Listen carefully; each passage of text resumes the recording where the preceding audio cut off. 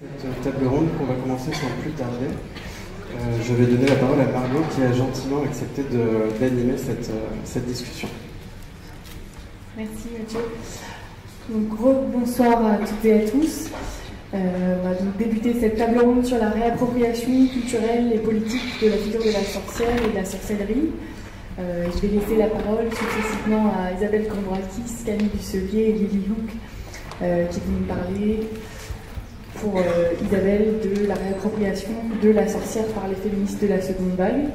Donc je vais te laisser tout de suite la parole. L'idée c'est que chacune des intervenantes parle à peu près un quart d'heure et qu'ensuite on puisse ouvrir les questions à la salle et que vous puissiez débuter l'échange avec les intervenantes. Bon bah Isabelle, à toi. Alors bonsoir, donc moi je m'appelle Isabelle Cambourakis. Je m'occupe d'une collection féministe qui s'appelle Sorcière, c'est pour ça que je suis là. Et parallèlement à cette collection féministe qui existe depuis 2 ans, et on a sorti 11 livres jusqu'à présent. Donc parallèlement à cette collection, je mène des recherches depuis quelques années maintenant, mais là depuis 2 ans je suis à l'EHESS pour le faire dans un cadre un petit peu plus universitaire, sur les mouvements sociaux en général. J'ai un peu bossé sur les expériences communautaires, les mouvements alternatifs dans leur ensemble, écolo, et les mouvements féministes en particulier. Et du coup, par ailleurs, la collection justement s'inscrivait un petit peu à l'intérieur de ce travail de recherche que je menais sur tous l'histoire des mouvements féministes dits entre guillemets de la seconde vague. Donc du coup, ce soir, pour moi, l'idée c'était un peu de vous présenter, de vous montrer quelques images et aussi de vous lire quelques textes, ou plutôt extraits de textes, de ces mouvements des années fin 60, 70, voire début 80. Donc du coup j'ai choisi quelques groupes. En fait, le mouvement de la seconde vague s'est massivement réapproprié la figure de la sorcière, ce qu'il n'avait pas vraiment fait apparemment dans la période de la fin du 19e, début 20e siècle, où il n'y avait pas le même intérêt des mouvements féministes de la première vague pour cette figure. Donc c'est vraiment une réappropriation des mouvements de la seconde vague, et il est assez diffus dans les mouvements en général transnationaux, on va dire. Donc il se passe des choses dans plein d'endroits. Donc moi je vais vous parler finalement des mouvements des groupes ou des expériences les plus connues, parce qu'il y a plein de choses que je ne connais pas. Par ailleurs, je ne travaille pas exactement sur cet aspect-là, donc là c'est un petit peu en dehors de mon champ de recherche. Du coup, je vais vous parler des mouvements un petit peu visibles. Donc malheureusement, je ne vais pas vous parler de ce qui se passe en Italie parce que je ne le sais pas complètement, ou de ce qui se passe en Amérique du Sud, alors qu'il se passe certainement plein de trucs. Voilà, donc du coup, c'est forcément très centré, européano-centré, états-unien-centré. Donc je m'en excuse, mais c'est très point de vue situé, c'est vraiment parce que c'est là-dessus que j'ai bossé. Et donc, du coup, ce qui se passe à ce moment-là, c'est donc cette réappropriation de la sorcière, mais de façon extrêmement empirique et pas forcément théorique. Et voilà, je voulais commencer par la lecture d'un texte. Alors, je vais passer mon temps à mettre mes lunettes, enlever mes lunettes, donc c'est nul. Mais voilà. J'ai Camille qui fait des petits coups.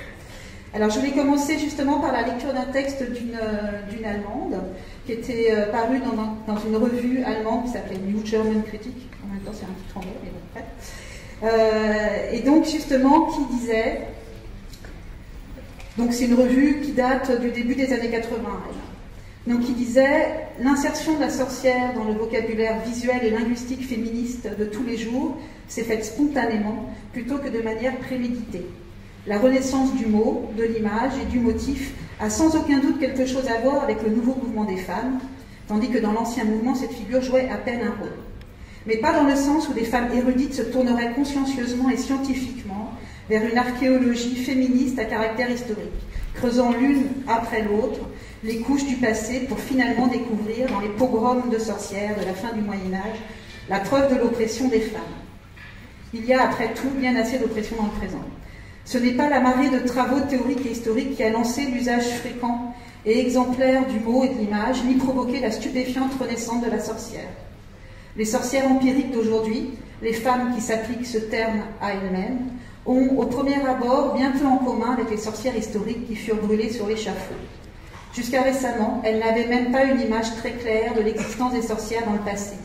On n'en faisait habituellement pas mention à l'école, puisqu'on ne peut pas supposer que les 100 000 femmes de Rome qui, menaçantes, criaient le mot « sorcière », donc là elle parle d'une manifestation qui avait eu lieu à Rome, s'étaient approprié ce savoir historique presque inaccessible. Une relation préconceptuelle plus directe doit exister, possiblement en lien avec une idée historique plus diffuse, entre d'une part le mot et d'autre part les expériences personnelles des femmes contemporaines. Les mots et l'image touchaient un air sensible, ils résonnaient, à un moment de l'expérience bien loin de leur ancienne signification historique. Voilà, je trouvais que ce texte disait bien justement la façon dont la sorcière était revenue comme ça, ou enfin pas revenue, arrivée dans le bagage des féministes, figure qu'elle s'était réappropriée de façon un peu spontanée et dans plein d'espaces différents. Par ailleurs, je lis ce texte dans un livre qui a beaucoup compté pour moi, notamment au moment de la préparation de la collection, que je vous montre, qui s'appelait L'heure des sorcières, et c'était lors d'une exposition qui avait été organisée par une curatrice qui s'appelle Anna Collin, et qui a organisé il y a quelques années maintenant 2 expositions sur la réappropriation politique et artistique de la figure de la sorcière. Et ces expositions ont joué un rôle vraiment très important dans le moment où moi-même je pensais la collection. Donc là, c'était un petit peu pour entrer en matière. Donc alors après, je voulais donc vous montrer... Ah, maintenant, il n'y a plus les images. Voilà, il faut bouger la souris. Bouge la souris, Camille. Non, c'est bon. Donc voilà, le premier collectif dont je voulais parler, qui est peut-être un des plus connus, s'appelle Witch. Donc c'est un collectif états-unien qui a été fondé, on va dire, en 69 à peu près. Donc c'est un peu la première fois que des femmes utilisent le mot witch, des femmes d'un mouvement politique féministe utilisent le mot witch et mènent des actions au nom de la sorcière, donc des sorcières. Donc on voit que visuellement elles le prenaient vraiment très au sérieux, c'est-à-dire qu'elles s'habillaient vraiment comme les représentations traditionnelles, les ballets, etc. Et par ailleurs c'était vraiment un groupe politique d'agit-prop, donc pas du tout un groupe qui faisait de la théorie ou qui retravaillait sur la figure de la sorcière, mais simplement qui menait des actions dans des espaces divers et variés. Donc là en l'occurrence je pense que l'action qui est menée, donc il y a un groupe de witch le premier groupe il a été créé à New York, et ensuite assez rapidement il y en a eu un autre à Chicago. Donc là je pense que c'est à Chicago, et là elle menait une action contre une université qui avait renvoyé une de ses profs qui était féministe, et donc du coup elles ont mené, occupé les salles de l'université, commencé à jeter des sorts parce que c'était leur façon de procéder, leur mode opératoire d'action. Et donc elles jetaient des sorts, et là aussi elles se coupaient les cheveux et elles envoyaient des ongles aussi qu'elles jetaient sur les profs d'université qui avaient viré la prof féministe. Donc par ailleurs, tu peux montrer aussi les images après, en fait j'en ai 3 de ce collectif. Là aussi je crois que c'est une photo qui a été prise à Chicago, mais je ne suis pas bien sûre. Voilà, et donc ça c'est une photo qui a été prise à New York, par contre, donc du même collectif. Donc WITCH, en fait c'est un acronyme qui signifie, alors là moi aussi mon super accent, Women's International Terrorist Conspiracy from Hell. Voilà. Et donc là, on les voit organiser encore un happening, et là c'est certainement le moment où elles vont à la fête de la mariée, parce qu'il y avait une fête de la mariée à New York, et elles vont perturber un petit peu comme les féministes françaises avaient fait pour j'ai des trous pour quand elle avait organisé je ne sais plus trop quoi au début des années 70. Donc elles interviennent et elles perturbent le salon, et donc là j'ai des textes à chaque fois, donc sauf que c'est pas ce livre.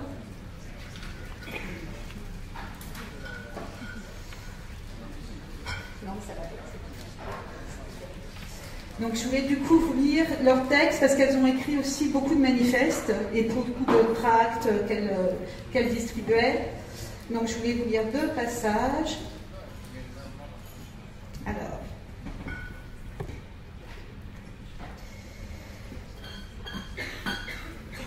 Qu'est-ce que c'est?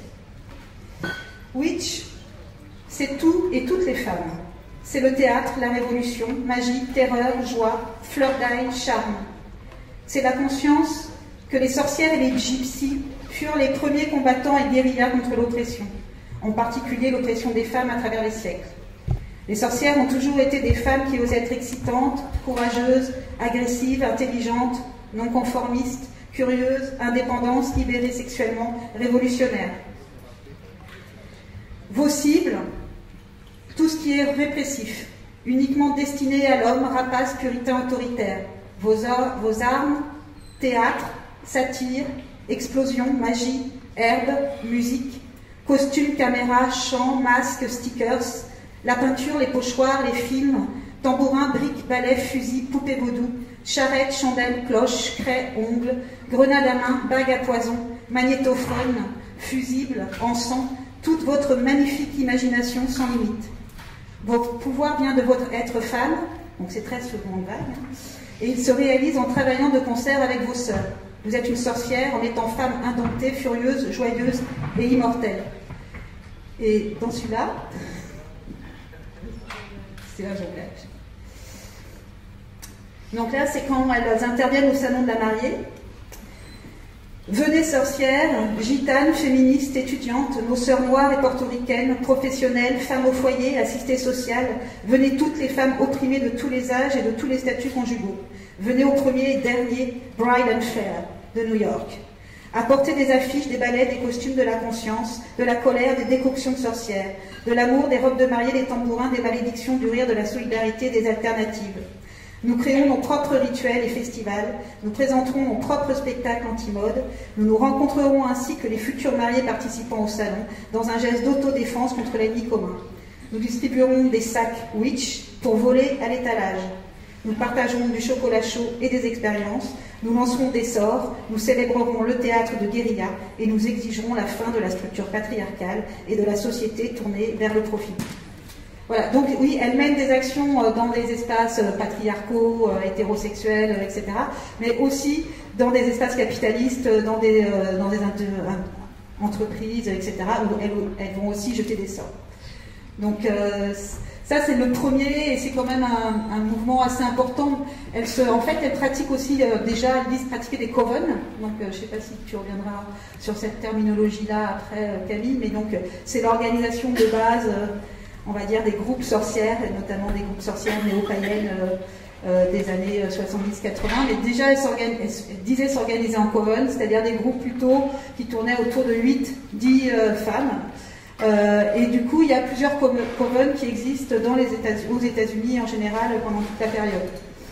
Voilà, qui va donner des naissances à des mouvements de réflexion ensuite plus théoriques et tout ça. Alors justement, donc ouais, c'est ça, c'est une petite photo.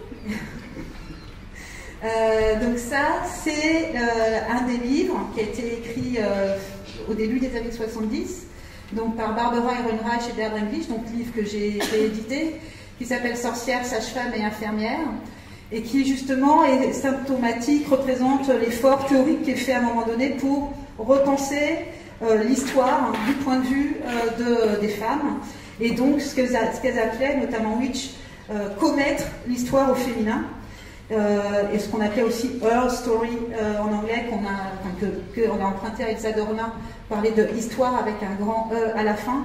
Et donc c'est vraiment tout un mouvement de relecture de l'histoire qui cherche la présence des femmes et aussi qui relie l'histoire d'une manière féministe.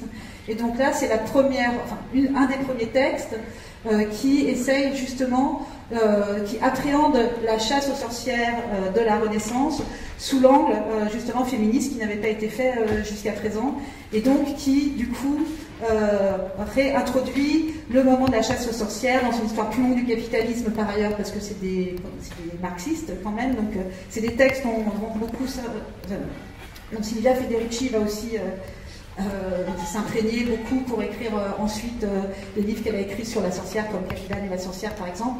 Et c'est un peu le même mouvement de pensée, de relecture, d'interprétation des chasses aux sorcières, en faisant les liens avec l'émergence du capitalisme et aussi le colonialisme, en tout cas ce qui s'est passé en Amérique en général à cette époque. Donc voilà, donc ça c'était pour la partie un peu, on va dire, intellectuelle, théorique, historique, de relecture de la sorcière qui s'est produite à cette époque. Et c'est sûr qu'ensuite, c'est à partir de ces textes que du coup, les mouvements féministes au cours des années 70 ont réinterprété leur intérêt pour les sorcières en général à travers ce prisme un peu plus théorique. Et ici, juste pour dire que le précédent, Sorcière, sage-femme et infirmière, n'est pas traduit tout de suite en France, mais il est traduit quand même assez rapidement dans des milieux marxistes. Et du coup, à la fin des années 70, il circule dans certains espaces et il arrive juste à une période où il y a une nouvelle critique de la médicalisation dans certains espaces du mouvement féministe, hein, pas dans tout, et notamment dans le milieu anarchiste et libertaire. Et donc, du coup, la traduction de ce texte dans ces milieux va permettre une relecture de l'histoire du pouvoir médical à partir de... Ça y est, j'ai déjà fait 15 minutes. Bon, alors, je vais faire très vite. Alors, vas-y, si tu peux faire le reste. Enfin, non, voilà. Alors, ça, c'est donc une revue française, la revue Sorcière, que peut-être, enfin, en tout cas, je sais qu'il y a certains d'entre vous ici la connaissent, qui est, voilà, j'en ai plein, qui est une revue qui est, elle, donc, qui s'inscrit dans le champ des revues féministes des années 70, il y en a eu énormément à cette époque, qui a pour particularité d'être créée plutôt par des littéraires, donc par une femme qui s'appelle Xavier Gauthier, qui est prof de littérature, qui a écrit déjà à ce moment-là un livre avec Marguerite Duras, qui est très proche de Marguerite Duras, qui va participer d'ailleurs régulièrement à la revue Sorcière. Et donc c'est une revue qui donne, alors qui est clairement dans le champ de l'époque différentialiste, mais qui a pour particularité vraiment de s'intéresser au féminisme, notamment à travers l'expression de soi, à travers l'expression littéraire et l'expression artistique. Donc vont participer à cette revue essentiellement des écrivaines et des artistes, des plasticiennes. Les plasticiennes féministes de l'époque vont trouver un espace à l'intérieur de la revue Sorcière qu'elles ne pouvaient pas trouver ailleurs, en fait, parce qu'il n'y avait pas du tout d'espace pour elles. Et donc c'est souvent dans la revue Sorcière qu'elles vont pouvoir publier des photos de leur œuvre, etc. Et donc c'est un peu un espace d'expérimentation, notamment d'expérimentation littéraire. Et du coup, alors j'avais prévu de lire plein de trucs, mais comme je ne vais pas avoir le temps, je ne vais pas le faire pour ça, mais juste dire que cette revue a eu 24 numéros, et que là, il y a un collectif franco-belge. Voilà. Vous les avez, les numéros, là, en fait? J'en ai 2. Ok. Qui du coup, après avoir relu, trouvé les numéros Sorcières, ont décidé de prolonger un peu le geste de cette revue. Voilà. Et du coup qui viennent de faire un numéro 25 de la revue Sorcière, donc j'en parle pas vraiment à leur place, mais pour dire qu'elles s'inscrivent dans cette histoire d'expression et que c'est du coup la revue qu'elles ont faite, c'est plein de textes écrits par plein de personnes très différentes sur la question du corps. Après je me souviens plus, mais bon, bref. Donc ça c'est une revue qui a eu quand même une importance assez, en tout cas en France, on n'a pas eu le mouvement Witch, mais on a eu Sorcière, quoi. Donc le côté littéraire. Après aussi juste pour dire que justement l'opposition à l'intérieur des mouvements féministes entre les mouvements différentialistes, les mouvements matérialistes et les mouvements de lutte de classe était quand même très très liée justement à l'aspect disciplinaire des personnes, c'est-à-dire que souvent les meufs sociologues elles étaient plutôt matérialistes et beaucoup d'écrivaines en fait se retrouvaient dans ce côté expérimental de l'écriture femme à cette période. Donc c'est pas simplement un cloisonnement théorique, même si ça l'est, des différences théoriques, mais aussi que c'est pas les mêmes personnes en fait qui intervenaient dans les différents mouvements féministes des années 70. Donc ça très vite. Alors là c'était juste aussi pour montrer des plasticiennes qui interviennent justement dans la revue Sorcière. Donc là, comme je vais trop vite, je ne vais pas retrouver leur nom, pourtant elles sont grecques, mais Voilà, j'ai écrit, très bien, merci.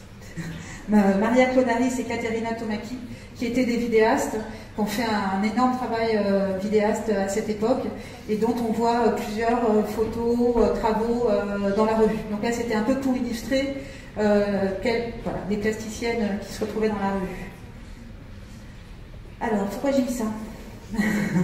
Alors oui, non, je voulais juste parler d'autre chose avant de vous montrer ces photos. C'était juste aussi pour dire que parallèlement, en France, là encore, il y a eu des expérimentations aussi de ce qu'on appelle le self-help et l'auto-examen, donc qui étaient des pratiques d'auto-soins, etc., qui étaient beaucoup pratiquées justement dans le mouvement pour la santé, auquel appartenaient justement celles qui ont écrit Sorcières, Sages-Femmes et Infirmières, qui a été un mouvement très très fort aux États-Unis, qui a été un mouvement très fort aussi en Suisse, parce qu'il y a une personne qui s'appelle Rina Nissim, qui a ouvert un centre à Genève et qui ont mis en place justement la pratique du self-help et de l'auto-examen.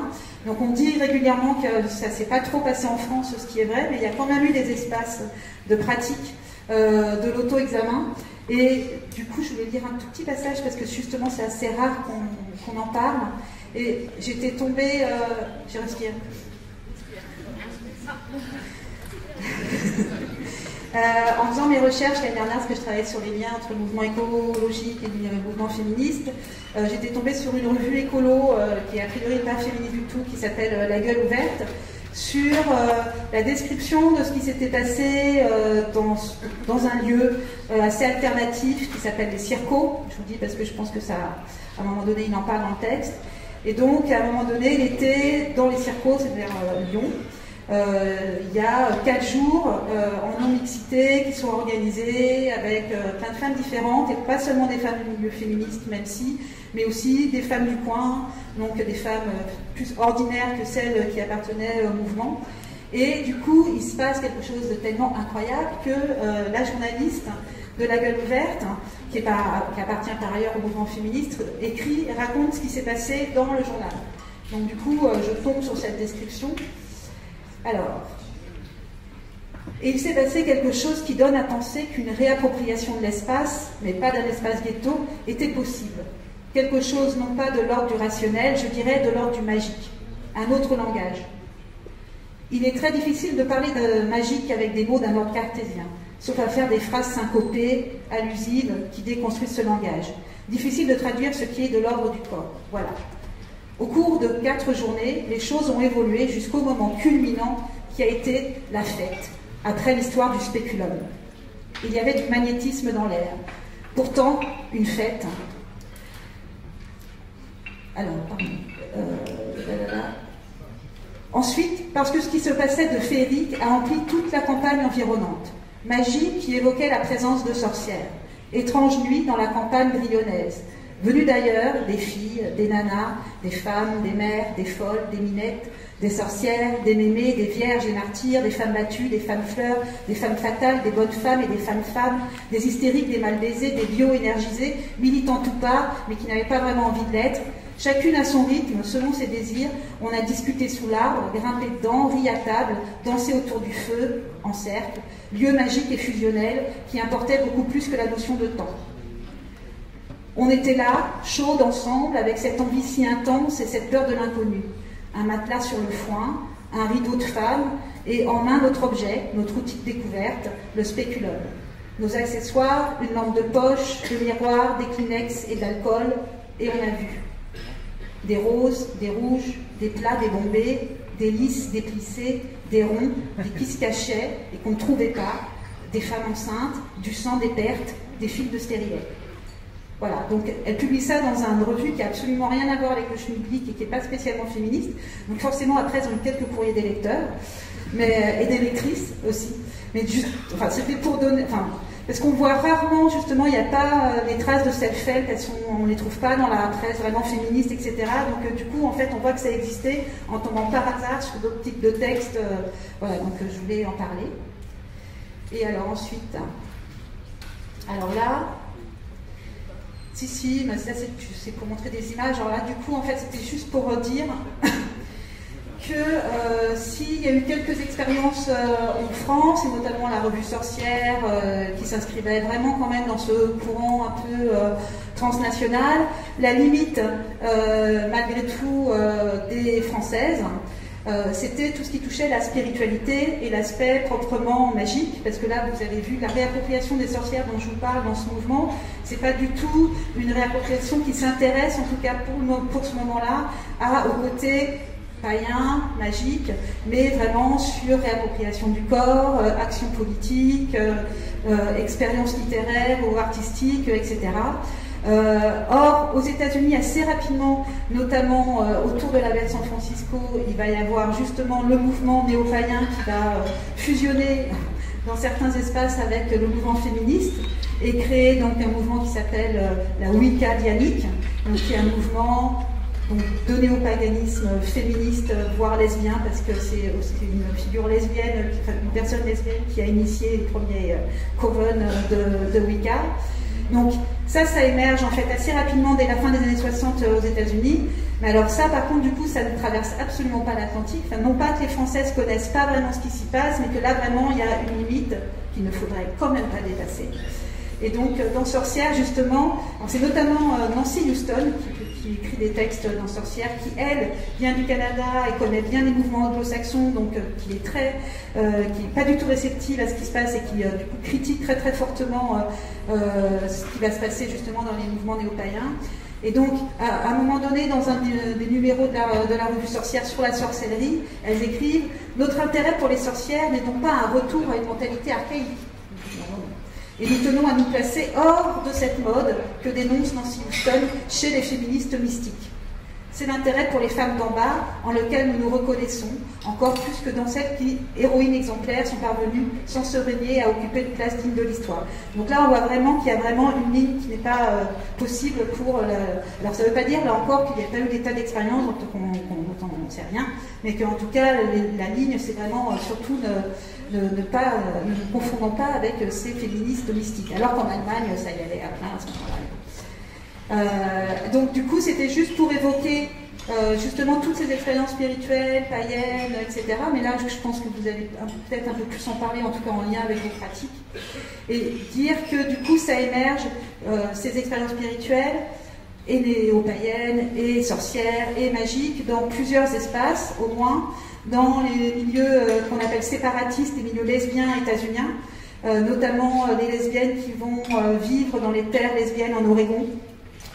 Mais il y a aussi des lesbiennes en France qui vont faire aussi des terres lesbiennes vers les Pyrénées et qui du coup vont être aussi influencées par cette culture du milieu séparatiste lesbien qui essaye d'expérimenter d'autres formes de relations à l'espace, au territoire, à la nature, etc. et qui pratiquent notamment le néopaganisme. Donc ça vient d'une partie de ce milieu-là. Ensuite, le milieu plus New Age, véritablement Wiccan. Donc là, il y a une photo. Alors là, juste après, c'est pas grave.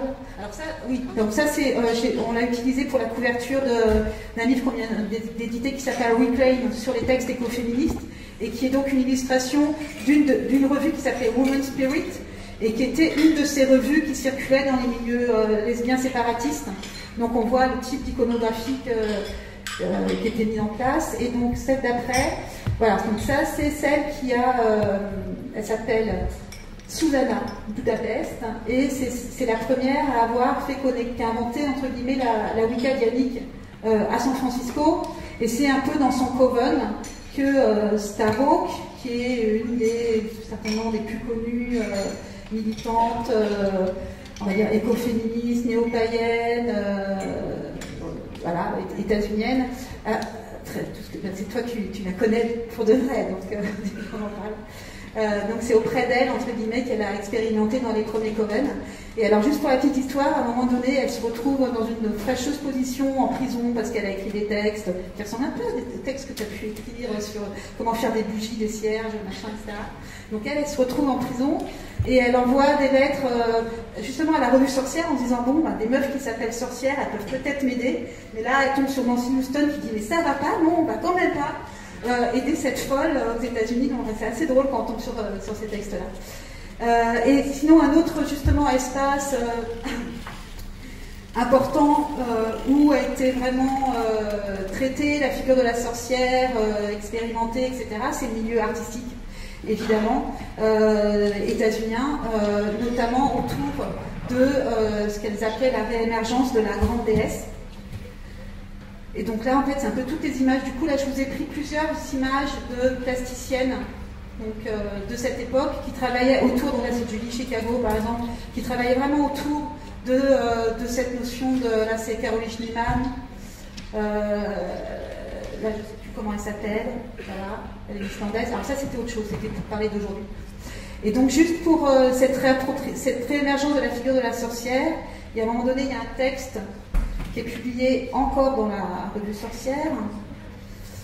Et je voulais juste vous dire quelques passages, puis après je vais arrêter, pour un petit peu que vous ayez, c'est une représentation de ce que ça peut vouloir dire la réémergence de la grande déesse dans l'art féminin contemporain. Donc, elle écrit, donc elle s'appelle Gloria Orenstein, et c'est un peu une théoricienne de l'art féministe de la période. Alors, si je dis des indices, que je sais qu'il y a des plasticiens dans la salle qui peuvent aussi intervenir. Donc, elle écrit « Tandis que l'archétype de la grande déesse réémerge aujourd'hui dans les consciences, les artistes féministes ressuscitent les symboles, les images, les objets, les énergies et les rituels de la déesse. Ces réinterprétations du symbole de la déesse constituent la base d'une nouvelle vision féministe et mythique de notre époque. Les sources du symbolisme de la grande déesse qui nourrit l'expression artistique contemporaine d'une nouvelle spiritualité féminine sont à la fois les religions anciennes où le culte d'une ancêtre divine fut pratiqué naguère et l'expérience que font certaines femmes aujourd'hui de la dimension du sacré et d'une illumination spirituelle. » Alors, là j'ai pas bien coupé mon texte, mais bref. Critiquant et rejetant le sexisme inhérent au passé biblique du judéo-christianisme, les artistes féministes contemporaines tirent leur inspiration d'autres cultures. Elles choisissent et s'approprient les symboles et les images de la déesse, qui, après avoir été passées au filtre d'une analyse féministe, contribuent à la création d'une iconographie qui unifie dans une dynamique nouvelle la prise de conscience actuelle des femmes et les plus anciennes traditions du culte de la déesse. Le symbole de la déesse qui se manifeste aujourd'hui dans l'art féminin et qui apparaît aussi spontanément dans l'imaginaire et les rêves des féministes actuelles est un symbole de la renaissance de l'énergie, de la force de la créativité et de l'autonomie de la femme, bien plus que celui d'une divinité spirituelle. Il représente l'évolution nouvelle des femmes qui affirment à la fois leur relation positive au cycle naturel de l'univers, de la terre et de leur corps, et leur rôle actif dans la création d'une culture contemporaine. Il ne postule ni ne conteste l'existence d'un lointain âge d'or du matriarcat sur la base de documents ou de preuves historiques actuelles. Il rappelle et célèbre simplement les images anciennes de ces nombreuses déesses qui furent associées au culte de la grande mère dans beaucoup de traditions. Voilà, c'était juste pour vous donner un peu le cadre de la pensée de ces plasticiennes, où il y a vraiment un véritable mouvement hyper riche par ailleurs au niveau plastique, qui par contre a eu là encore pas d'écho en France. Voilà, je vais terminer comme ça.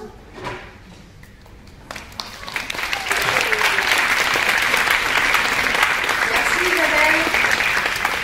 Moi je me suis beaucoup coincée là dans ce point. Je propose qu'on enlève tout ça, qu'on se lève, parce que là c'est sympa la solidarité, la sororité, c'est quand ça arrange. Hein. Alors je me demande ce que j'aurais fait si j'avais su tout ça en fait. Est-ce qu'on peut enlever cette chose? Oui, voilà, parce qu'on n'a plus de pour l'instant. Alors bonjour, donc, je m'appelle Camille Ducellier, je suis plasticienne réalisatrice. Et donc moi j'ignorais tout de cela il y a peu de temps. Et je travaille autour de la figure de la sorcière depuis quelques années, depuis 2009. Et en fait, je me suis intéressée à cette figure pas du tout sur un plan théorique ou intellectuel, mais vraiment par nécessité, parce que je me retrouvais finalement en marge de plusieurs milieux, plusieurs sphères. D'une part, en marge d'une sphère féministe, parce que quand je voulais parler de mes intérêts pour l'ésotérisme, la spiritualité, les elfes, le voyage astral, les tas de faux-folleries qui me passionnent, je rencontrais souvent un rire un peu mitigé entre la tendresse à mon égard et en même temps un peu du mais t'y crois pas. Donc voilà, donc il y avait d'une part cette sphère-là Puis après, par ailleurs, ma vie était un peu cloisonnée, et il y avait une autre partie de ma vie qui était plutôt dans des sphères spirituelles, ésotériques, liées à la méditation, liées au tantrisme, liées au voyage astral, liées à plein de pratiques divinatoires. Et dans ces espaces-là, quand je commençais à vouloir insuffler des problématiques queer ou politiques ou féministes, je voyais bien que ça n'avait pas du tout d'écho.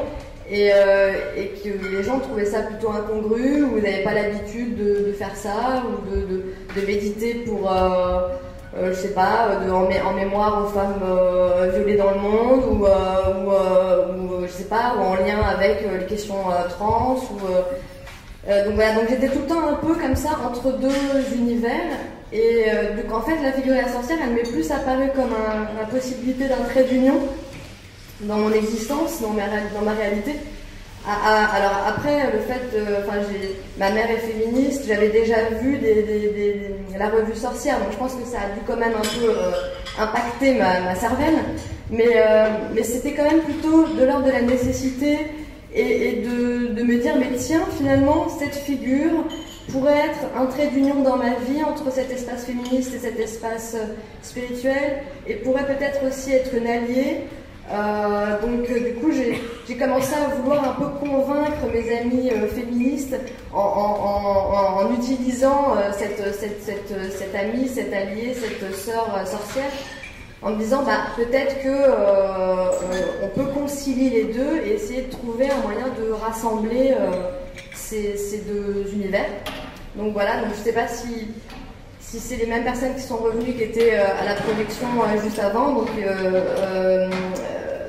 Donc en 2009, j'ai réalisé un film qui s'appelle Sorcières mes sœurs, qui rassemble des portraits de femmes qui s'autoproclament sorcières.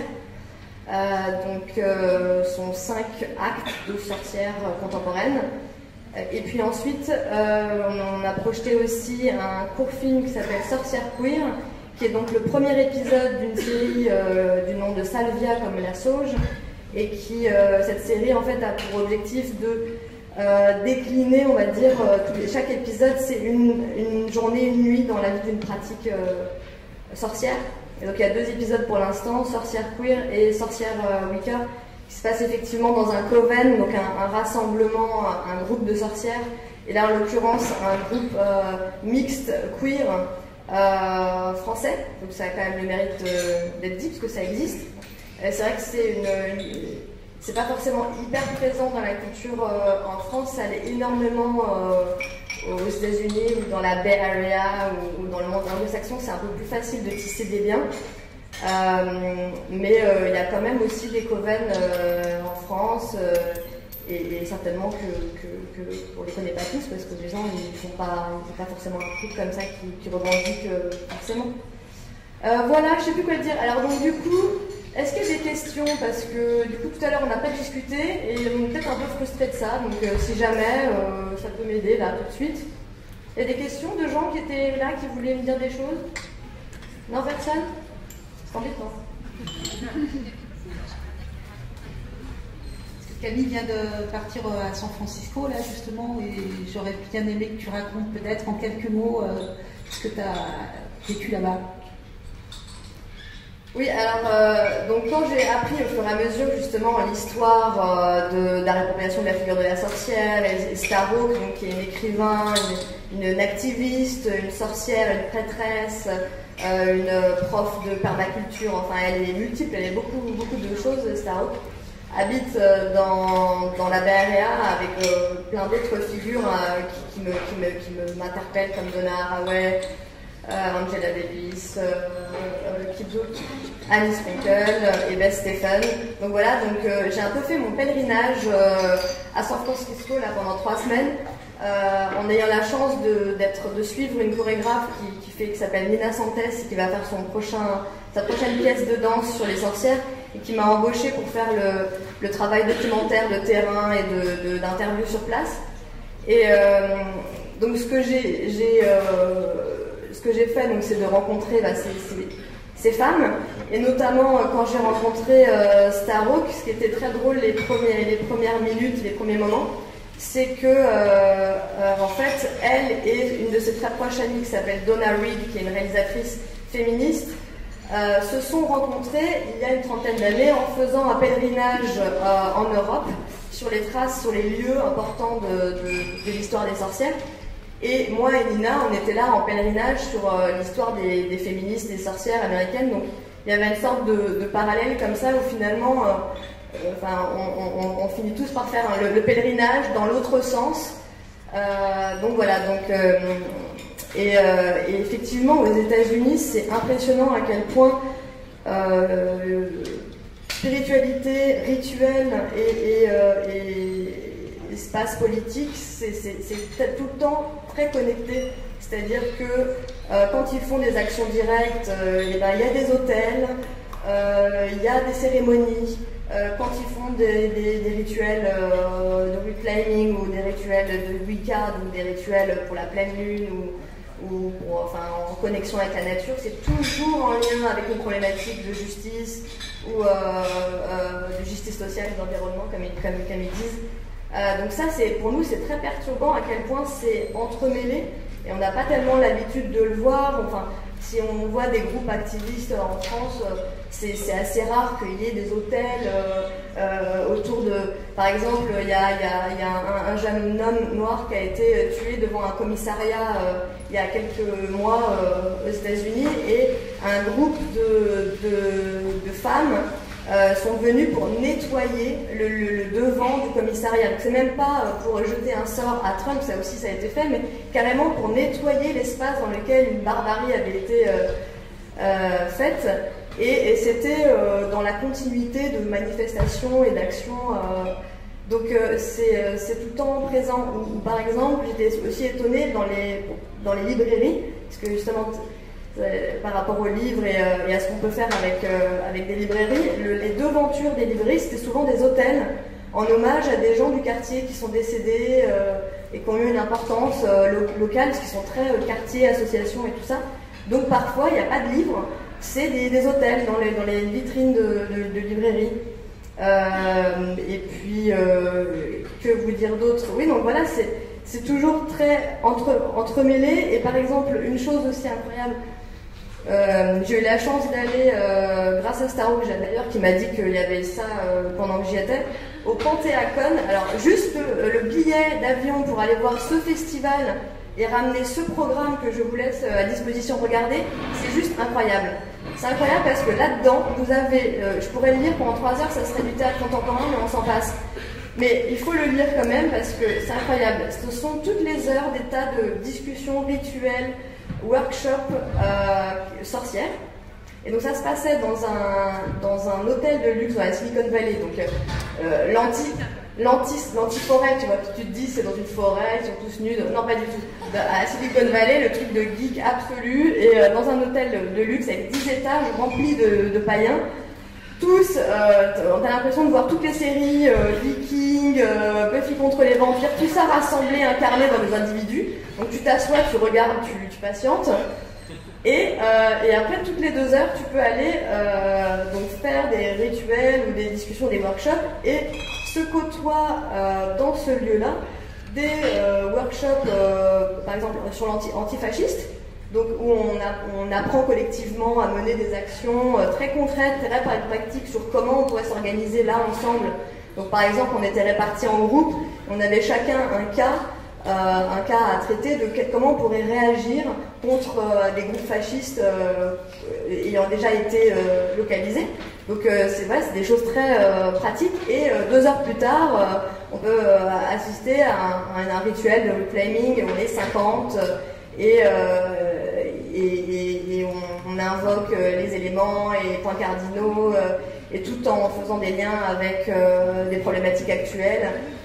Et évidemment, depuis qu'il y a Trump, ça a encore accentué, on pourrait dire, la présence du terme sorcière dans les médias et dans les pensées américaines, parce que lui est tellement évident dans sa chasse aux sorcières que ça met en évidence des minorités comme étant les sorcières chassées. Donc ça réactive encore plus, et c'est pour ça que 3 jours, je crois, avant mon départ, il y avait à minuit toutes les sorcières du monde qui jetaient un sort à Trump, et on pouvait lire voilà, une sorte de de cadres dans lesquels qu'on pouvait suivre pour faire le rituel en question, même si après on peut l'inventer et le faire soi-même, c'est très bien. Donc voilà, donc c'est vrai que c'est étonnant à quel point c'est fort chez eux et jamais déconnecté d'une... Parce qu'effectivement, moi j'avais aussi des résistances par rapport à ça, et quand on va dans des grands rassemblements païens, je pense que notre côté français, ça nous met quand même quelques barrières formelles, quoi. D'un coup il y a des images, on est là, oh là, ça atteint ma limite là.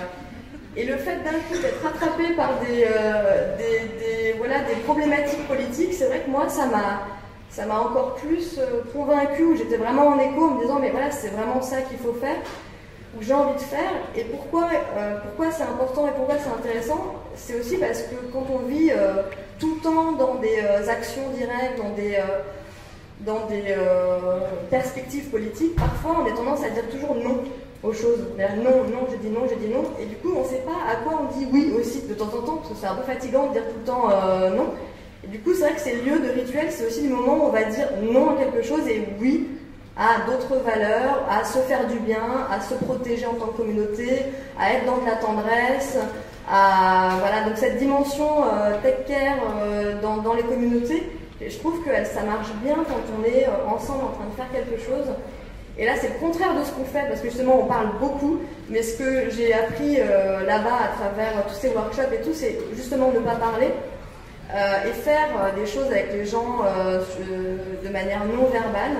Et c'est incroyable ce qu'on peut faire là tous ensemble, ce qu'on pourrait faire si on ne parlait pas et qu'on devait construire quelque chose. Et à partir du moment où on commence à intellectualiser, à verbaliser, à mentaliser, et ben en fait d'un coup on est là, mais t'es sûr c'est ce mot-là, ce slogan, t'es sûr, on commence à questionner chaque mot et ça prend un temps incroyablement long. Et donc voilà, je pense que le côté sorcière, c'est aussi, donc c'est à la fois ce trait d'union, c'est relier les mondes, c'est voir entre les mondes, et c'est aussi apprendre à se taire.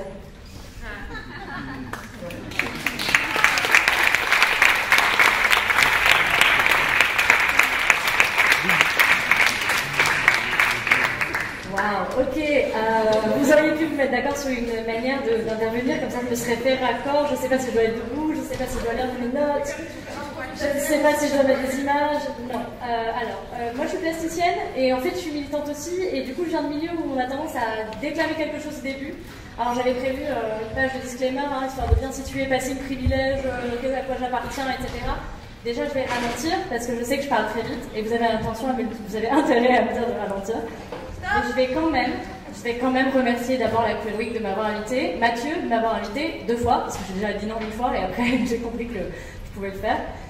Et merci à Soraya de m'avoir dit que je pouvais le faire aussi. Merci à la colonie de m'accueillir. Merci aux gens qui sont venus et que je ne nommerai pas pour pas vous foutre la honte, parce que j'avais l'intention de le faire, mais merci d'être venus. Et du coup, ce que je vais dire, c'est que pour occuper cet espace et pour éclaircir ma position, comme moi je vais parler de choses qui sont très personnelles et qui vont irriguer ma pratique militante et qui vont irriguer ma pratique créative, je pense que c'est important qu'on sache d'où je parle. En tout cas, moi, c'est important que je sache d'où je parle. Donc c'était pas mal, c'était un peu l'occasion de faire des petites thérapies-sessions pour ce truc. Moi, je suis une personne en diaspora, donc ça veut dire que je n'habite pas en France parce que c'est mon pays d'origine. Et en plus, mon origine culturelle, mon appartenance culturelle, c'est pas une appartenance culturelle qui est représentée en majorité ici. En gros, moi, je viens d'une famille libanaise qui est elle-même migrante, puisque mes 2 parents ont immigré au Canada. C'est là où je suis née, et puis je suis venue ici. Donc, déjà, il y a des déplacements, puis on ne sait pas trop à quel moment, comment on a accès à quelle culture.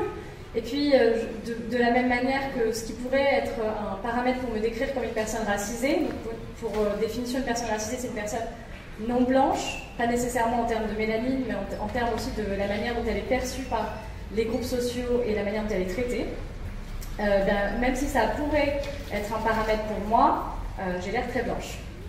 Et donc, je bénéficie de plusieurs éléments de passing, passing femme, passing blanc et passing valide, et bien sûr de plusieurs privilèges de classe et d'accès, notamment ceux que vous entendez, c'est-à-dire un code langage militant très fort et un langage académique que vous avez le droit d'interrompre quand vous ne comprenez pas de quoi je parle, vraiment. Et puis, ces passings-là, c'est aussi un privilège de classe, je disais, un privilège qui me permet d'être ici et pas en train de bosser. Parce que je peux me permettre de prendre cette heure, ou ces 2 heures, ou ces 3 heures de ma vie pour faire ça.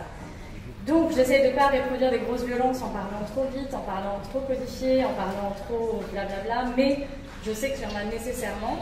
Je pense que c'est quand même important que je vous dise de quoi je vais parler et que vous compreniez pourquoi c'est important que je me positionne. Moi j'avais dit à Mathieu que j'allais parler de sorcellerie, de queerness et de spiritualité décoloniale. Et puis j'ai dit ça aussi sur Twitter et puis après j'ai eu peur. Et je me suis dit que j'ai dit des gros mots et que je ne savais pas trop comment j'allais dire tout ça. Puis j'ai cherché les définitions de tous les mots que j'ai utilisés. J'ai fait un cahier de recherche. Voilà, je suis très scolaire, je suis vierge. Pas sexuellement. Voilà. Mes pratiques sorcières sont des pratiques de réappropriation de ma culture et de ma spiritualité. C'est-à-dire que quand moi, je suis une personne déplacée, je viens d'une famille chrétienne, je viens aussi d'une famille qui est conditionnée par son héritage spirituel et son héritage culturel à des paramètres de classe, des paramètres de représentation de soi et en fait ça va venir, moi, coloniser ma pratique spirituelle. Et je m'explique, c'est aussi des paramètres j'ai beaucoup de paramètres, c'est aussi des choses qui se sont faites et qui se sont vues dans mes déplacements. Quand j'étais petite, quand j'étais un chouette enfant libanais sans question au Canada, voilà, bah, j'avais plein d'amis libanais et j'avais plein d'amis pas blancs et j'avais plein d'amis chrétiens et pas chrétiens. Et en fait, ma culture religieuse, elle était indissociable de ma culture à tous les niveaux. C'est-à-dire que j'avais autant une pratique spirituelle religieuse qui était liée à ma culture non blanche, qu'elle était liée à un moment de famille, qu'elle était liée à de la superstition, qu'elle était liée à des contextes dans lesquels moi je reprenais des forces, donc des contextes de régénération. Et donc j'avais quand même pas trop de questions à me poser jusqu'à ce que j'arrive ici et que ma mère flippe un peu parce qu'elle avait regardé M6 et qu'elle me mette en privé catho. Parce qu'elle avait peur des écoles publiques. Et du coup, c'est là que j'ai compris qu'en fait, j'étais pas chrétienne. Et puis en fait, puis moi, ma pratique religieuse n'était pas du tout celle que je voyais autour de moi. Et les gens étaient blancs, très blancs. Et du coup, ça aussi, ça a été des choses qui ont été des vécus très spécifiques qui m'ont amené à poser des questions. Je sais pas si c'est très pertinent de les dire, mais j'ai décidé de le faire, donc ça sera peut-être en cours de route. J'avais plusieurs questions parce que j'avais une super intro et tout. Bon, parce que c'est ça.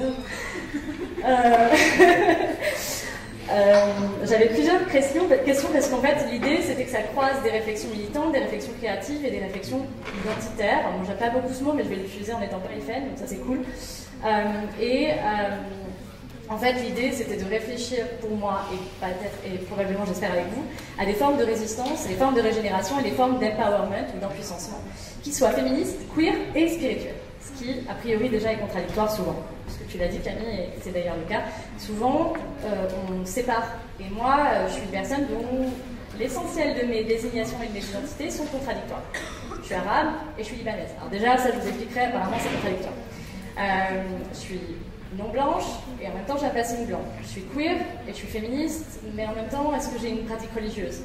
Je suis plasticienne, mais en même temps, je ne crée pas beaucoup. Je suis là, et en même temps, je ne sais pas trop dans quel ordre je dois dire les choses, et puis je me sens complètement illégitime à faire ça. Du coup, je construis des projets autour de tous ces trucs-là, parce que je ne fais pas que parler et je dois en donner de l'argent aussi.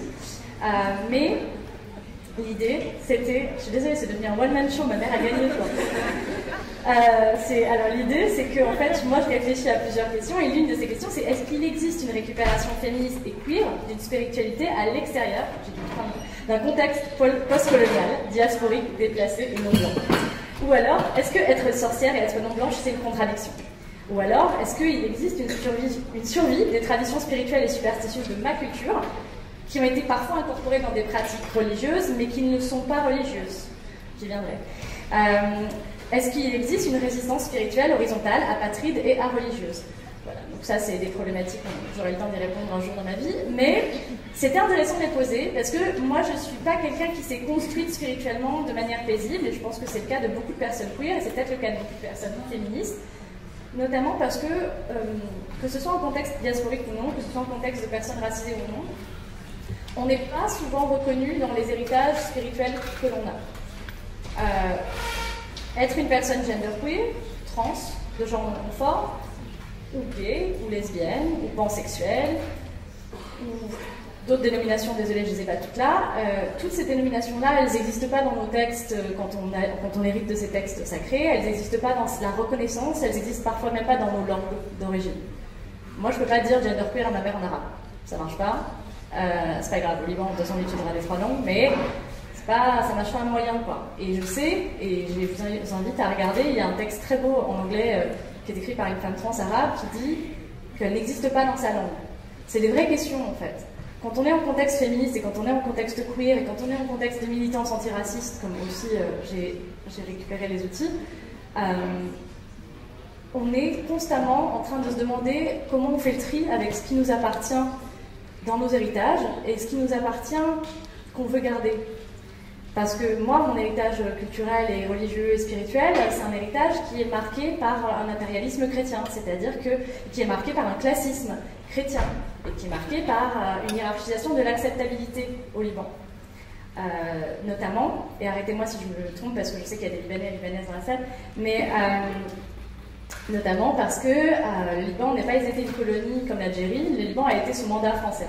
Mais avant d'être sous mandat français et franco-britannique, ça a été aussi, en fait, il y a le malheur d'être sur la route des croisades, donc en fait, tous les gens qui étaient au-dessus et tous les gens qui étaient autour, et Syrie, Irak et tout, on a eu pas mal d'occupations et de parcours, et puis ça a toujours été des gros enjeux géopolitiques, religieux, spirituels. Bon, et ça continue, il y a eu les empires byzantins, il y a eu le mandat, il y a eu la présence israélienne, donc c'est reste des tensions. Et en fait, on a rassemblé les gens un peu comme ça arrangeait les colons. Et en fait, il y a eu, au Liban aujourd'hui, il y a des règles. En fait, la Constitution établit des règles qui disent qui peut être président, qui peut être Premier ministre, qui peut être chef du gouvernement. Alors pour vous donner une idée, ces règles, elles ont été faites, non, mais ils se sont dit, on va faire ça bien, on va faire un recensement, on va faire un truc représentatif. Le recensement a été fait en 1932. Il est d'encore actualité. Et donc encore aujourd'hui, le président ne peut être que catholique maronite, le Premier ministre ne peut être que musulman sunnite, le chef du Parlement musulman chiite, et il y a ensuite une répartition entre les différents cultes. Je crois qu'il y a 17 ou 19 branches et sectes au Liban. Parlons un peu des maronites, qui sont des catholiques rattachés à l'église de Rome. Les maronites, c'est donc la classe dominante finalement, ou c'est en tout cas la classe la plus majoritaire, soi-disant. Donc il faut savoir qu'aujourd'hui, les chrétiens font moins de 45% de la population au Liban. Donc c'est un peu compliqué de se dire que toutes les autres religions et appartenances culturelles et cultuelles n'ont pas le droit à une position de pouvoir. Moi, je viens d'un père qui est maronite et d'une mère qui est catholique romaine. Et donc en fait, quand j'apprends ça au fur et à mesure du moment où je grandis, ce que j'apprends, c'est que j'hérite aussi d'un héritage dont j'ai pas envie d'être fière, quoi. J'apprends que finalement, si on a placé les maronites en haut, c'est pas par hasard. C'est parce que c'était une secte qui vivait recluse dans les montagnes du Liban parce qu'on ne voulait pas d'eux, et qui étaient très radicaux et qui en fait ont vachement œuvré dans la construction d'une identité nationale non arabe. Vous me direz c'est bizarre, peut-être, parce que les Libanais font partie de la Ligue arabe. Ils sont des pays arabophones, bon voilà. Mais en fait, les maronites, par exemple, ont vachement œuvré à distinguer les Libanais en disant qu'ils étaient héritiers de Phéniciens, et notamment des Libanais chrétiens, c'est très important de le dire, les Libanais chrétiens en disant qu'ils étaient phéniciens et pas arabes, et donc par conséquent qu'il ne fallait pas les mélanger, ce qui constitue en fait une reproduction d'un système colonial d'hiérarchisation de qui a le droit du pouvoir, et qui a le droit à une respectabilité, et qui a le droit à une construction sociale qui soit acceptée et tolérée de l'Occident. Donc les maronites, c'est un peu les chrétiens d'Orient. D'ailleurs, sur Wikipédia, vous verrez la page tout à l'heure pour vérifier un truc, et je vois sous le chapitre chrétiens d'Orient. Alors pareil, les chrétiens d'Orient, c'est une invention des Occidentaux pour désigner les populations qu'on veut sauver. Ça peut être les Arméniens pendant le génocide, ça peut être les chrétiens qui se trouvent sur les terres arabes pendant les croisades, ça peut être les chrétiens d'Orient aujourd'hui en Irak, en Syrie, au Liban ou ailleurs. Bizarrement, c'est jamais tous les autres arabes. Pourtant, eux aussi sont galères. Mais... Et du coup, moi, ce qui m'intéressait, c'était de me dire pourquoi est-ce que j'ai refusé ça et pourquoi je me suis construit sans ça, mais que je me suis toujours construit en m'intéressant à la sorcellerie. Je me suis toujours construit en ayant un intérêt fort pour tout ce qui était paranormal, ésotérique, magie, divinatoire. Je suis obligée de faire un disclaimer. J'ai beaucoup regardé Sailor Moon quand j'étais petite. Et je suis persuadée que ça a eu des influences très importantes sur la personne que je suis. Voilà. Aujourd'hui, mon intérêt pour la sorcellerie s'est aussi articulé à des bouquins que j'ai lus, notamment quand j'avais 10-11 ans, donc post-école catho, et pendant le moment où je rentrais au collège, dans des collèges de cité. C'était cool. Je ne recommande pas, parce que du coup, quand on navigue entre les classes sociales qui ne nous appartiennent pas toujours, avec des passings qui ne nous définissent pas, on n'est jamais nulle part en fait. Moi, j'étais constamment invisibilisée, soit parce qu'on n'avait pas le droit d'être la personne que j'étais, c'est-à-dire j'avais pas forcément le droit d'être queer, ou j'avais pas forcément le droit d'être arabe, parce que j'étais pas musulmane. Cet amalgame islamophobe qui se refait, ça a quand même aussi des conséquences directes sur l'appartenance culturelle et la construction identitaire positive, j'entends, des personnes qui sont liées, qui sont en contexte de diaspora, en contexte postcolonial. Arabe, voilà, faire un petit disclaimer, hein. L'arabité, c'est un truc fictionnel. L'arabité, c'est une construction coloniale, c'est une construction sous laquelle on va mettre les personnes et les populations nord-africaines, alors qu'il y a des populations berbères et amaziques qui ne sont pas du tout arabes. Et derrière, on va désigner ou non les Arabes, voilà, du Moyen-Orient, d'Égypte jusqu'au pays du Golfe, alors qu'on peut ne rien avoir en commun dans les cultures, à part une langue écrite, littéraire. Et donc cette construction fictive, opposée à l'identité nationale qui va être construite par les Maronites, par exemple au Liban, opposée au colonialisme qui va dire qui a le droit d'être arabe ou pas, selon des thématiques islamophobes que vous connaissez peut-être, vous voyez sûrement. Et bien ces thématiques-là, ça ne rend pas très serein quand on est en train de faire le tri, parce qu'on est fragmenté, parce qu'on est confisqué de ses droits et de ses réclamations, et parce que du coup tout ça, ça crée ce système d'invisibilisation, ça crée ce système de jamais savoir où on va, ça crée ce moment où on ne peut pas créer de la puissance parce qu'on ne sait pas qui on est en fait. On ne peut pas créer de la puissance parce qu'on ne sait pas vers qui on se tourne et à quel dieu on prie. Et du coup c'est pour ça que la sorcellerie c'était intéressant, parce que plus je me suis découverte comme une personne féministe, plus je me suis découverte comme une personne superstitieuse, plus j'en ai eu marre que ma mère dise des prières chrétiennes quand elle chassait la reine, plus je me posais des questions sur qu'est-ce que j'avais d'autre comme option, quoi. La reine, c'est le mauvais œil, c'est encore une superstition arabe, et pas que. Et du coup, plus je me suis dit, mais en fait, il faut une solution, parce que quand tu rentres chez toi, tu fais pas un signe de croix. Quand ta mère te met les médailles autour du cou, ça te fait chier, tu supportes plus d'entrer dans une église, en même temps, tu n'es pas non plus disposé à t'intégrer dans un système institutionnel qui est vertical. C'est-à-dire que c'est aussi ça. Quand on est queer politiquement, on n'a pas forcément envie de se réinvestir nécessairement dans des expériences même religieuses, même spirituelles, qui ne vont pas être horizontales. Donc, en fait, moi, je m'étais dit que finalement, la solution, c'était de ne pas avoir de religion. Et en fait, c'est vrai que c'est une solution, c'est le cas de beaucoup de personnes, notamment dans les communautés queer et féministes.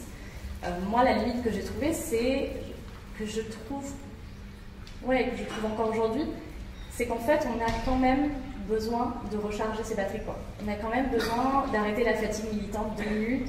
Et quand on n'est pas militant, on a besoin de se poser, quoi, d'avoir un endroit où juste on récupère de l'énergie, et des énergies, nos énergies, qu'on doit les envoyer quelque part aussi. Et c'est important de s'investir dans des pratiques. Et là où j'avais vachement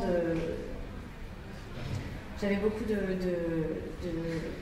j'avais pas très envie, disons, d'en parler, mais j'avais quand même envie de le signaler. Là où j'ai trouvé beaucoup de pratiques sorcières, féministes, problématiques pour moi, c'est qu'en fait, elles propagent aussi des appropriations culturelles. Elles pillent en fait des cultures non blanches, des cultures qui ont été colonisées, pour chercher des superstitions qui leur conviennent.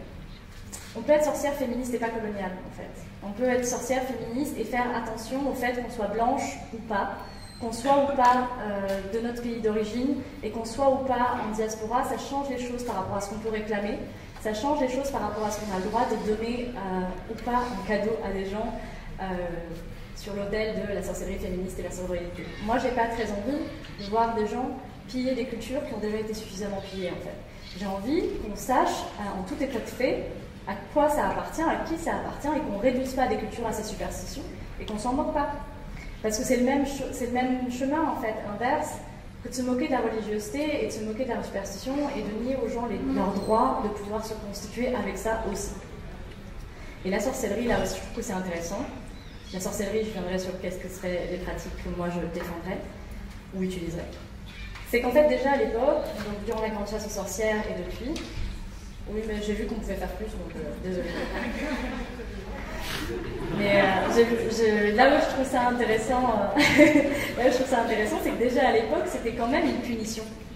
Alors, c'était une punition, Françoise de Bonne a même appelé ça un sexocide, En tout cas, c'était une chasse misogyne, impérialiste, et c'était une tentative de faire entrer les gens dans les clous. Et d'ailleurs, le livre que tu as fait rééditer, Sorcières, sages-femmes et infirmières, le dit très bien. Il y a un très, très bon moment qui réexplique comment l'autonomisation des soins, l'autonomisation des savoirs, qui étaient entre autres portés par les femmes, et les femmes qui désobéissaient à leurs rôles sociaux et marital, etc. Et bien ces savoirs-là, c'était dangereux pour l'Église. Donc on est dans une période de grande obscurité où les gens ne savent pas forcément lire et donc du coup ils n'ont pas leur autonomie, ils ne peuvent pas forcément accéder au texte d'une autre manière et donc forcément quand elles se tournent vers des sorcières ou des sages-femmes, etc., l'Église perd pied parce que les mecs ont peur et ils ont raison. Et du coup, ben, ce que ça déchaîne, c'est que ça déchaîne des massacres. Et ce que ça va faire, c'est qu'il y a même des régions, d'ailleurs je pense que c'est dans le bouquin d'Aubonne, il y a même des régions dans lesquelles il y a des clergés qui se revendiquent, qui sont tellement fiers, qui se disent « Ah ben maintenant il n'y a plus de sorcières, donc les mecs doivent aller chercher des femmes de l'autre côté du Rhin. » Vous avez tué tellement de femmes dans la région que les hommes ne peuvent plus se marier. C'est quand même ça, hein, la chasse aux sorcières. C'est des milliers et des milliers, des dizaines de milliers de femmes qui sont brûlées après qu'on ait arraché leurs aveux, sous une torture. Alors, le BDSM, c'est rien à côté, hein, l'Inquisition, gros level de perversité. Moi, j'aimerais bien qu'ils continuent à m'appeler perverse et qu'on leur réponde, en fait. Qu'on leur dise que c'est tout, ils ont tout inventé. Mais vraiment, ce que je trouve intéressant dans ces idées-là, c'est que les sorcières, c'est des figures de désobéissance. Et les figures de désobéissance, c'est des figures qu'on a réclamées, non, en tant que féministe, en tant que queer, en tant que personne LGBTQIA, mogaï. On a décidé de désobéir d'une manière ou d'une autre, ou en tout cas, on s'y retrouve. Et en fait, cette désobéissance-là, ce qui serait cool, c'est qu'on la réclame, c'est qu'on la subisse pas. C'est pas parce qu'on est différent et qu'on se désobéit qu'on doit le subir. On peut désobéir et être actif, on peut désobéir et se dire très bien, on remet en cause l'ordre établi. C'est un slogan qu'on voit, c'est des éléments qu'on trouve dans les pratiques et dans les actions, mais aussi les autorités patriarcales, les initiatives, nanana. Mais comment est-ce qu'on peut rendre ça pratique pour que quand on se retrouve après entre soi ou tout seul, il nous reste un truc à nous, quoi. Et c'est là que je trouve intéressant la sorcellerie, ou en tout cas les pratiques spirituelles et ésotériques, parce que je trouve que quand on fait ça dans les règles, c'est-à-dire pas en suivant forcément les bouquins, mais en faisant attention à ne pas approprier les autres cultures et à ne pas se moquer des gens et de leurs pratiques et ne pas être validiste dans cette pratique, on peut en fait avoir plein de trucs cool à faire. Et moi, du coup, j'ai mis plein de choses en place pour essayer de créer quelque chose à la place de la religion que j'ai perdue. Et en même temps, il y a plein de choses qui restent. Par exemple, le truc le plus notable, c'est que je porte une médaille de Sainte Jeanne d'Arc, essentiellement parce qu'elle est jolie, mais aussi parce que ce qui me fait rire, c'est que il y a une telle iconographie chrétienne absolument aberrante de kitsch que j'ai pas envie de laisser ça dans des placards. Donc moi je fais ça, j'en fais des bijoux, je les récupère et on fait de la déco. Mais ce que je vais investir dedans comme énergie, ça va plus être une énergie religieuse et chrétienne, ça va être une énergie païenne, intentionnelle.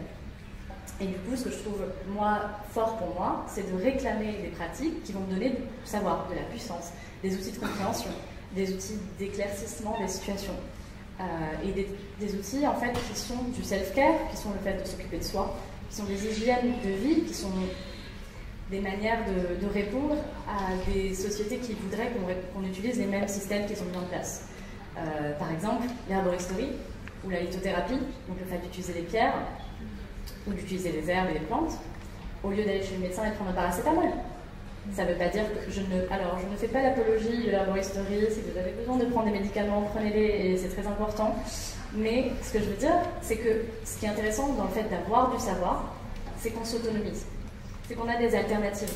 C'est qu'on n'est plus seulement en train de se dire bah là j'ai mal quelque part et il n'y a pas d'autre solution, il faut demander à quelqu'un qui a un grand savoir, de plus grand que moi, et qui peut lui-même me donner la solution à ma souffrance. Moi j'aimerais bien trouver mes propres solutions. Que ce soit de la méditation, que ce soit de la lithothérapie, dont je l'ai dit, que ce soit des affirmations. Les slogans, c'est de l'affirmation, c'est de l'empuissancement. Et on a le droit d'avoir nos propres slogans à nous. On n'est pas obligé d'aller chercher des mantras et de piller des mantras qui existent déjà ou d'aller du côté des religions et des cultures, merci, qui ne sont pas les nôtres. J'ai une bouteille d'eau si je veux. Et du coup, on peut aussi juste créer ses propres affirmations et avoir de l'intentionnalité. Donc, en gros, en anglais, on dit do something with intent. C'est vraiment avoir l'intention et du coup se sentir présent à soi quand on fait les choses. C'est se dire qu'on en a l'intention et qu'on ne le subit pas. C'est changer de position en fait. Et par exemple, d'autres choses que j'aime beaucoup faire, entre les sortilèges et les cartes, c'est aussi l'astrologie. Donc vous avez un petit indice. Et moi je trouve ça intéressant, il y a plein de trucs hyper binaires, hyper genre hétéronormés, horribles, mais queerisons l'astrologie, utilisons les choses qui existent depuis des millénaires, et faisons autre chose de ça. Et aussi pour réussir à créer un pont, à pallier ou un trait d'union avec ce que je fais, j'ai plein de pratiques artistiques pas très régulières, mais que j'essaie d'avoir, et qui sont complètement nourries de ça. Et notamment, j'ai plusieurs projets qui vont forcément, en fait, délibérément être la conséquence de ces réflexions. Le premier et le plus notable est celui qui n'est pas en ligne, donc désolé, je ne peux pas vous le montrer pour l'instant. Je suis en train de travailler sur un projet sur les visibilités queer dans l'espace public et sur la manière dont les personnes qui s'identifient comme queer, politique ou non, négocient leur visibilité ou leur choix de visibilité dans l'espace public. C'est-à-dire que je vais à la rencontre de personnes qui, en fait, vont me parler de leur présentation, de leur expression de genre, de leur expression de leur sexualité, et me dire comment ça rentre en opposition parfois, ou en tout cas ça rentre dans les paramètres qu'elles doivent prendre en compte quand elles sont dans l'espace public. Donc ça c'est vraiment quelque chose qui me tient très à cœur, et c'est des photos et des entretiens, et ce sera bientôt en ligne, et c'est continuel, vous pouvez encore m'envoyer des mails pour y participer. Et je travaille aussi beaucoup sur des performances à partir des souvenirs photographiques et des mythologies familiales. J'ai découvert que ma mère était un peu sorcière, enfin est un peu sorcière. Je l'ai su toute mon enfance, mais je ne savais pas à quel point. Et là, récemment, j'ai skypé 3h30 avec elle pour être sûre de lui demander « Mais ça, c'est religieux ou pas, en fait ?» Parce que ça, tu faisais ça depuis que je suis petite, mais... Et du coup, je me rends compte qu'il y a plein de trucs qu'elle a fait, qu'elle a utilisé, des trucs qu'elle faisait, qu'elle fait encore aujourd'hui, qui sont des pratiques complètement païennes, mais qui sont complètement investies derrière le fait que, je sais pas, genre elle va appeler Saint-Antoine quand un truc est perdu, mais elle a des pratiques complètement adhérentes quand il y a quelque chose d'autre, ou qu'elle a peur des djinns, ou qu'elle a peur du mauvais œil, ou qu'elle a peur de je ne sais quoi. Et donc du coup, ça aussi, ça partit de la construction de cette mythologie en fait. Qu'est-ce qui est à moi, qu'est-ce qui est spirituel, qu'est-ce qui est ésotérique, qu'est-ce qui est sorcière, qu'est-ce qui est religieux. Donc j'ai vraiment envie de travailler là-dessus, et j'ai vraiment commencé à travailler là-dessus depuis quelques années, mais encore une fois, l'imposture. Et d'ailleurs, j'ai un projet qui s'appelle Diaspora Imposture.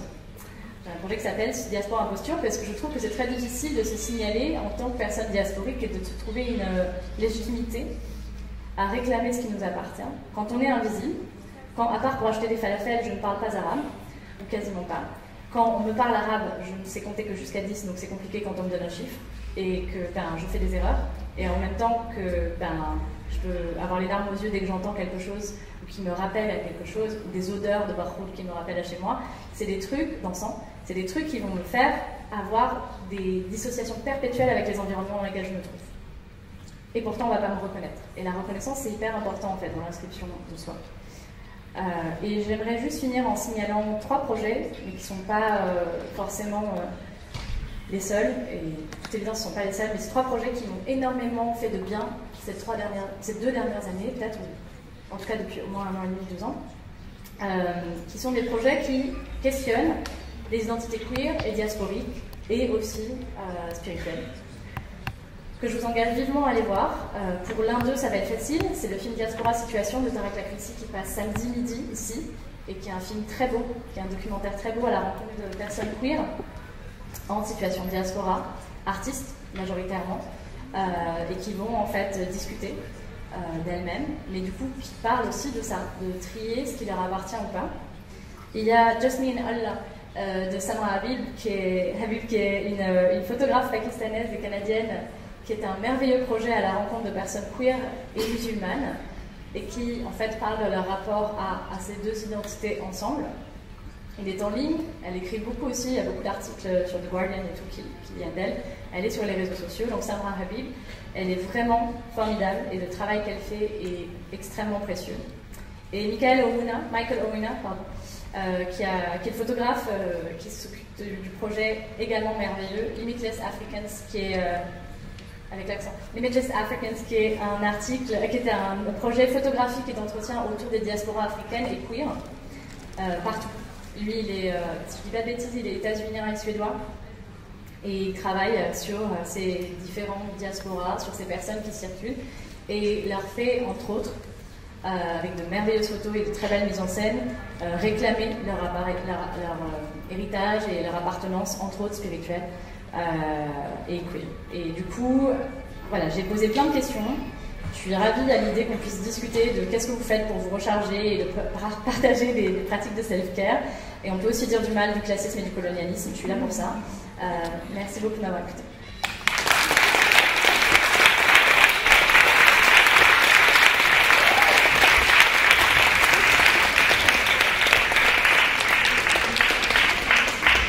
Merci beaucoup Isabelle, Lily et Camille. Je propose que pour un quart d'heure environ, on puisse vous laisser poser des questions, répondre aux questions ouvertes par les intervenantes. Je pense que soit si vous voulez, vous pouvez parler fort, ou si on peut faire circuler le micro.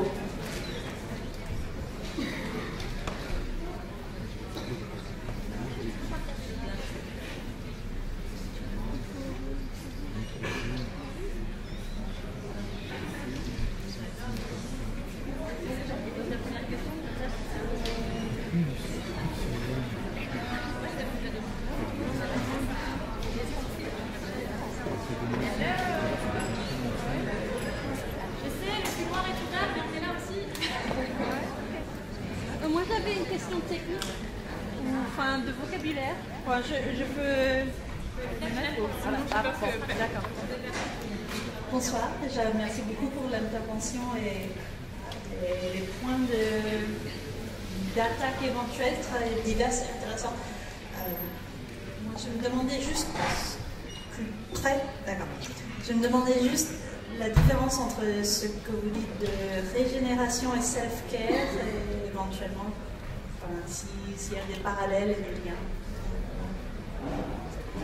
pratiques.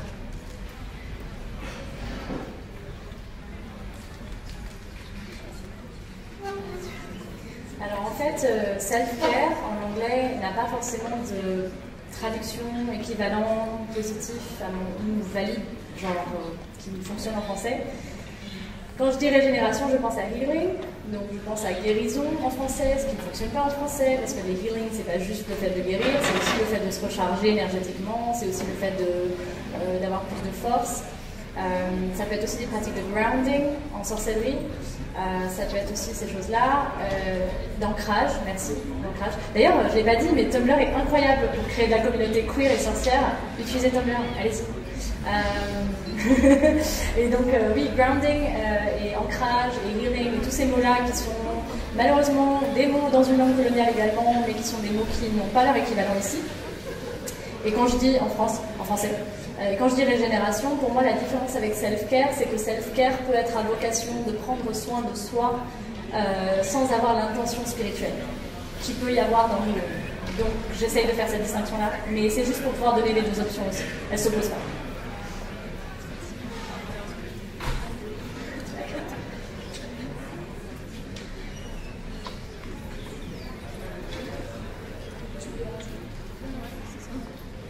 Je vais laisser le micro 2 minutes pour qu'on puisse présenter un peu plus en détail la revue 25, enfin le numéro 25 de la revue Sorcière.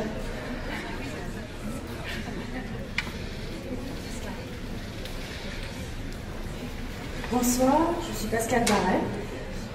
Bon, c'est un peu impromptu, donc je vais faire une intervention très rapide. C'est un collectif autogéré qui s'est formé suite à la découverte des numéros d'époque de sorcières.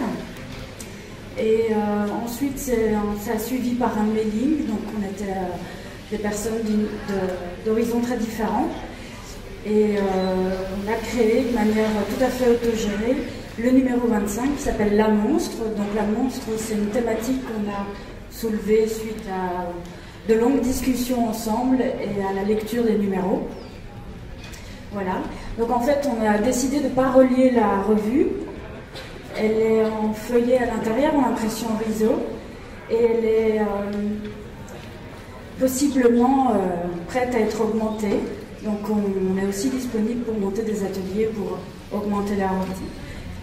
Qu'est-ce que je pourrais dire d'autre ? Voilà, vous pouvez venir la consulter. On ne la vend pas en fait, on la fait circuler.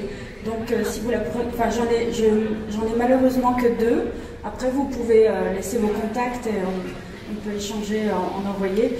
Donc on ne la vend pas, l'idée c'est qu'elle circule. Voilà, merci. Merci beaucoup.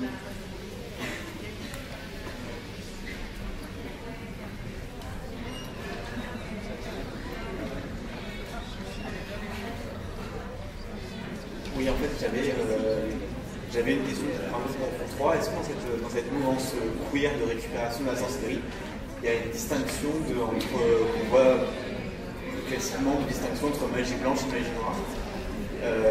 Est-ce que ça existe, ou alors est-ce que c'est un peu mélangé, ou est-ce qu'il y a toujours toujours une distinction un peu manichéenne entre magie blanche, magie noire, toujours une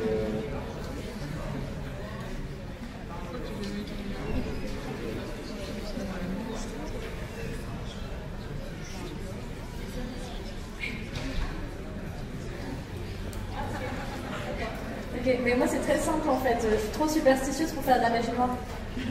Donc dès que ça va s'approcher d'un truc qui me met en danger, dans mon intégrité spirituelle et physique et psychique, je ne touche pas. Et c'est pour ça que je regardais si jamais là, parce que du coup il aurait été en mesure de te répondre, mais je sais pas si et du coup, je ferai une performance tout à l'heure.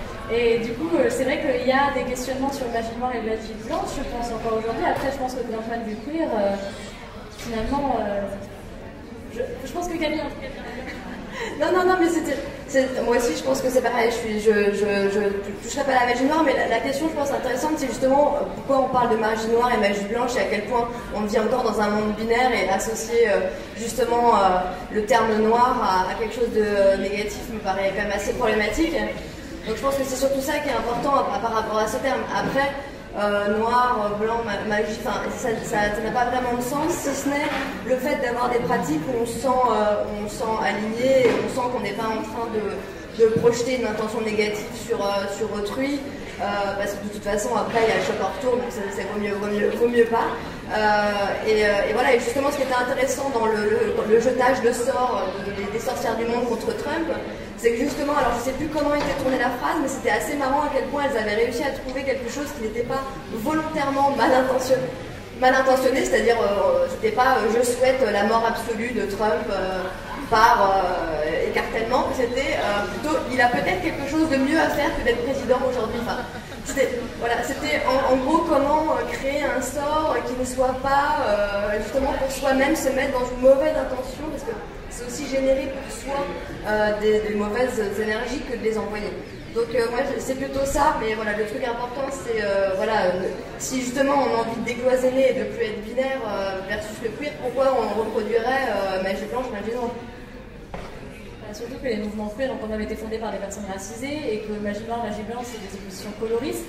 Donc c'est des oppositions qui vont désigner ce qui est le plus clair comme le mieux, que ce soit le teint de peau ou les standards de beauté, vers l'opposition manichéenne, vers le plus noir. Alors oui, il y a aussi des trucs qui sont liés à l'idée de la nuit et du soleil et du machin et du cul, mais donc en fait dans la magie, il y a autant de formes d'inauguration et d'honorer la lune et la nuit et l'obscurité. Starhawk, son bouquin s'appelle Rêver l'obscur, et on envahit et parle du fait d'aller vers l'obscurité, de réenclencher ça comme quelque chose de positif.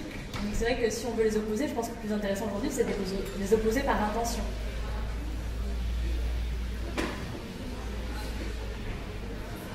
Sauf s'il y a quelqu'un qui a eu vraiment une dernière toute petite mini-question de dernière minute, mais sinon on va clore ici cette table ronde. Merci encore Camille, Lily et Isabelle.